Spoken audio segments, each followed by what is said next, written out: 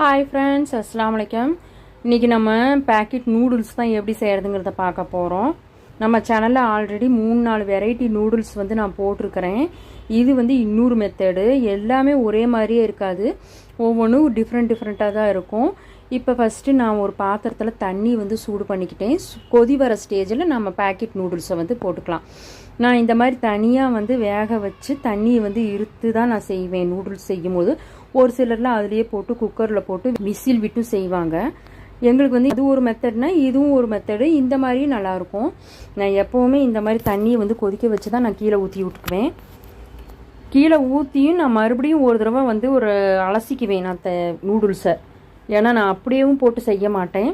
நம்ம அலசி தனியாக வச்சுக்கலாம். நம்ம வேறு ஒரு பாத்திரத்தில் வந்து வெங்காயம் வந்து கட் பண்ணி போட்டுக்கலாம். வெஜிடபிள்ஸ்லாம் போட்டு நான் செஞ்சுருக்கிறேன். வெங்காயம் நல்லா பெரிய வெங்காயமாக ஒரு 2 வெங்காயத்தை இந்த மாதிரி நல்லா வந்து சன்னமாக கட் பண்ணி இந்த மாதிரி வதக்கிக்கலாம். வதங்கினதுக்கப்புறம் இதில் ஒரு ஸ்பூன் அளவுக்கு இஞ்சி பூண்டு பேஸ்ட் போட்டுக்கலாம். நான் வெங்காயம் வதங்கினதுக்கப்புறம் இஞ்சி பூண்டு பேஸ்ட் போடுவேன். அதுக்கப்புறம் தான் தக்காளி போடுவேன். தக்காளி ஒரு 2 தக்காளி அளவுக்கு போட்டுக்கலாம். தக்காளி போட்டு நல்லா வதங்கட்டும். வதங்கினதுக்கப்புறம் இதில் நான் முட்டைக்கோஸு, பீட்ரூட்டு, குடமிளகா இது 3 வெஜிடபிள்ஸ் தான் இன்றைக்கி நான் போட்டிருக்கேன். கேரட் இல்லை, வீட்டில் இருக்கிற காய்களை வச்சே செஞ்சிடலாம் அப்படின்னு நினச்சிட்டு தான் இது 3யுமே போட்டேன்.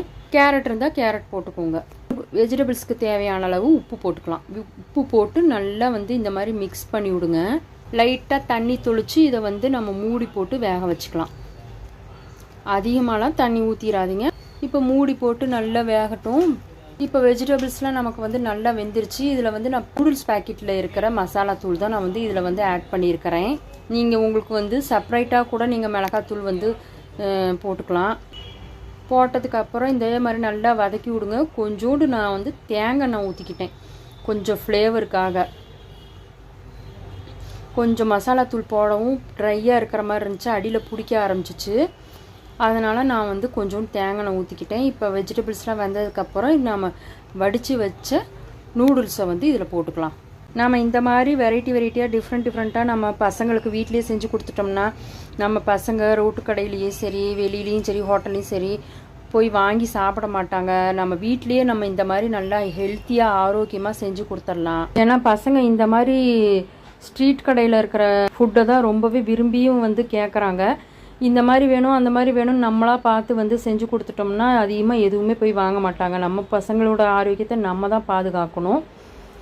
அதுதான் இந்த நூடுல்ஸை போட்டு நல்லா வந்து மசாலாலாம் எல்லா பக்கமும் படுற மாதிரி நல்லா வந்து கிளறி விட்டிங்கன்னா சூப்பரான நூடுல்ஸ் ரெடி. நீங்கள் இதுக்கு வேணும்னா